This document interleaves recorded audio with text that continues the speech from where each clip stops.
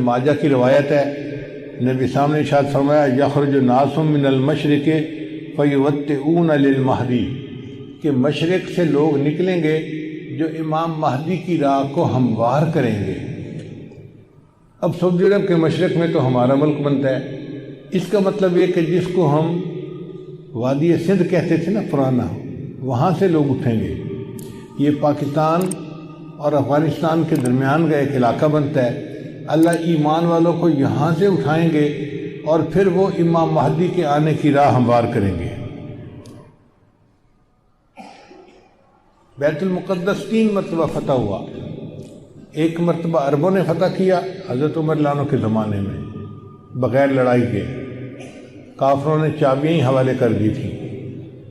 دوسری فتح پھر کردستان کا ایک نوجوان تھا جس کا نام تھا صلاح الدین ایوبی، اس نے صلیبی جنگیں لڑی اور کافروں سے بیت المقدس کو فتح کروا لیا۔ اب تیسری مرتبہ وہ پھر فتح ہوگا، اور ہمارا یہ گمان ہے کہ اللہ تعالیٰ یہ اعزاز پاکستان کے لوگوں کو عطا فرمائیں گے انشاءاللہ۔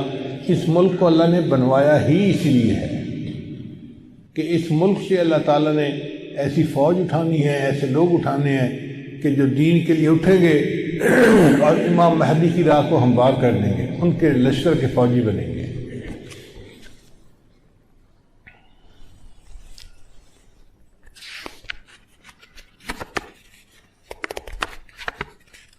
علامہ اقبال نے بہت خوبصورت شعر کہا ہے فارسی میں، خضر وقت از خلوت دشت حجاز آید بروں۔ خضر وقت سے مراد امام مہدی۔ خضر وقت از خلوت دشت حجاز آید بروں، کاروان زی وادی دور و دراز آید بروں۔ یعنی زی عظیم یہ کارواں جو ہے نا، یہ دور دراز سے آئے گا اور حجاز کے اندر آ کر یہ برآمد ہوگا۔ حدیث مبارکہ میں بھی ہے کہ امام مہدی آئیں گے مگر وہ چھپے ہوں گے، اپنے آپ کو چھپائیں گے۔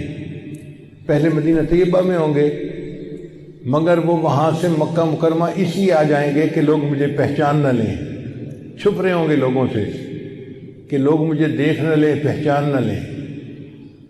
لیکن جب مکہ مکرمہ میں وہ طواف کر رہے ہوں گے تو وہ حجر اسود کے قریب آئیں گے تو ایک غیب سے آواز آئے گی کہ لوگوں یہ مہدی ہیں، تم ان کی بیعت کر لو۔ تو لوگ ان کے ساتھ بیعت کر لیں گے اور پھر ان کے ساتھ ایک لشکر شروع ہو جائے گا۔ یہ لشکر ایسا ہوگا کہ جس نے بالآخر بیت المقدس کو فتح کرنا ہے۔ حدیث مبارکہ میں ہے کہ کالے جھنڈے یہ لے کر لوگ اٹھیں گے اور وہ اس کو جا کر بیت المقدس کے اندر گاڑیں گے، یعنی امام مہدی کے ہاتھ پہ اللہ تعالیٰ بیت المقدس کو فتح کروائیں گے۔ پھر امام مہدی موجود ہوں گے تو ان کی موجودگی میں حضرت عیسیٰ علیہ السلام بھی آئیں گے۔ دمشق کی ایک مسجد ہے، اس مسجد میں وہ نماز کے لیے کھڑے ہوں گے، تکبیر کہی جائے گی تو اتنے میں حضرت عیسیٰ علیہ السلام اس مسجد کے مینارے کے اوپر اتریں گے آسمان سے۔ تو امام مہدی ان کو کہیں گے جی کہ آپ نماز پڑھائیں، اور وہ امام مہدی کو کہیں جی کہ آپ نماز پڑھائیں۔ چنانچہ حضرت عیسیٰ علیہ السلام کے حکم پر امام مہدی نماز پڑھائیں گے۔ یہ اعزاز ملے گا ان کو کہ حضرت عیسیٰ علیہ السلام ان کے پیچھے نماز ادا کریں گے۔ اب حضرت عیسیٰ علیہ السلام نبی علیہ السلام کی شریعت کے مطابق یہاں پر زندگی گزاریں گے۔ یہ ان کے لیے بھی اعزاز کہ انہوں نے دعا مانگی تھی کہ اللہ مجھے اپنے محبوب کی امت میں ہونے کا شرف عطا فرما، تو اللہ نے ان کو آسمانوں پہ بلا لیا اور پھر اللہ ان کو دوبارہ بھیجیں گے تاکہ وہ اس شرف کو حاصل کر سکیں۔ پھر حضرت عیسیٰ علیہ السلام بیت المقدس آئیں گے۔ اتنے میں دجال بھی آ جائے گا۔ اب دجال جو ہے وہ پوری دنیا کے اندر کفر کو پھیلائے گا۔ اس کے پاس ٹیکنالوجی ایسی ہوگی کہ بارش برسے گی، کھیتیاں زیادہ ہو جائیں گی، پھل زیادہ ہو جائیں گے اور لوگ اس کے پیچھے لگ جائیں گے مادی وسائل کی وجہ سے۔ بلکہ حدیث پاک میں آتا ہے کہ اس کی پیروی کرنے والی عورتیں زیادہ ہوں گی، کیونکہ عورتوں میں مادیت پرستی زیادہ ہوتی ہے، چمک دمک ان کو زیادہ کھینچتی ہے، تو یہ دجال کے فتنے میں زیادہ گرفتار ہوں گی۔ پھر حضرت عیسیٰ علیہ السلام کو جب پتہ چلے گا تو وہ دجال کی پیچھا کریں گے کہ اس کو قتل کریں۔ اب دجال وہاں سے بھاگے گا، تو بھاگ کے کہاں جائے گا؟ وہ اسرائیل جائے گا، اور وہاں پر ایک جگہ ہے، اس کا نام ہے باب لد۔ اس وقت بھی اسرائیل میں ایک ایئرپورٹ ہے، اس کا نام ہے لد ایئرپورٹ، شہر کا نام بھی لد ہے، اور اسرائیل والوں نے وہاں پر ایک دروازہ بنایا ہے، اس کے اوپر انہوں نے باقاعدہ لکھا ہے باب لد۔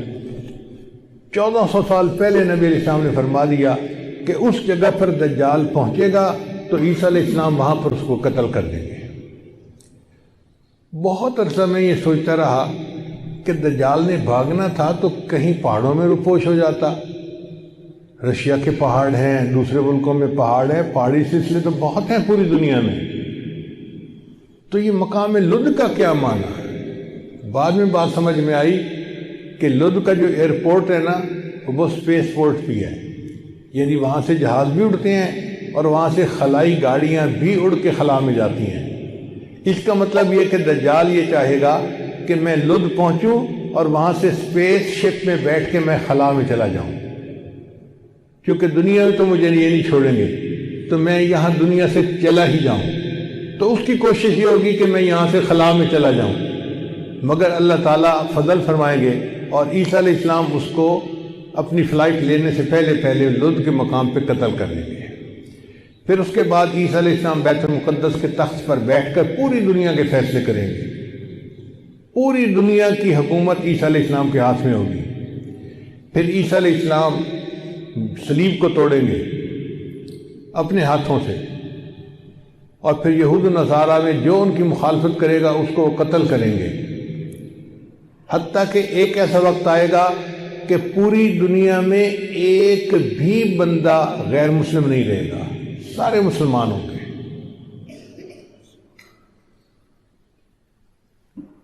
اس وقت اتنی برکتیں ہوں گی، حدیث پاک میں آتا ہے کہ ایک گائے کا دودھ پورے خاندان کے لیے کافی ہو جائے گا۔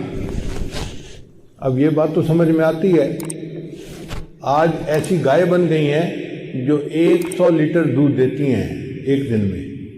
اب 100 لیٹر تو واقعی پورے خاندان کے لیے کافی ہے، 40-50 گھروں کے لیے کافی ہو جاتی ہے۔ یہ باتیں نبی صاحب نے اس وقت فرمائیں جب کہ لوگوں کو اس کا تصور بھی نہیں ہو سکتا تھا۔ میرے آقا صلی اللہ علیہ وسلم کی نگاہ کیسی تھی؟ یہ نگاہ نبوت تھی جو بہت دور دیکھ لیتی تھی، کہ 1400 سال پہلے بیٹھ کر ایسی باتیں کی جیسے آج اپنی آنکھ سے دیکھ کے کوئی بندہ بات کر رہا ہوتا ہے۔ پھر عیسیٰ علیہ السلام فوت ہو جائیں گے، اور اس کے بعد جو بگاڑ آئے گا نا وہ پرماننٹ بگاڑ ہوگا، اور اس کے بعد پھر قیامت قائم ہوگی علی شرار الناس، ان لوگوں پر جو سب سے زیادہ شریر لوگ ہوں گے۔ تو ایسے لگتا ہے حالات سے کہ قیامت کے بڑی بڑی نشانیاں پوری ہو گئیں، اب امام مہدی کے آنے کا وقت بہت قریب ہے۔ یہ جو حالات میں اتنی بڑی تبدیلی نظر آ رہی ہے نا،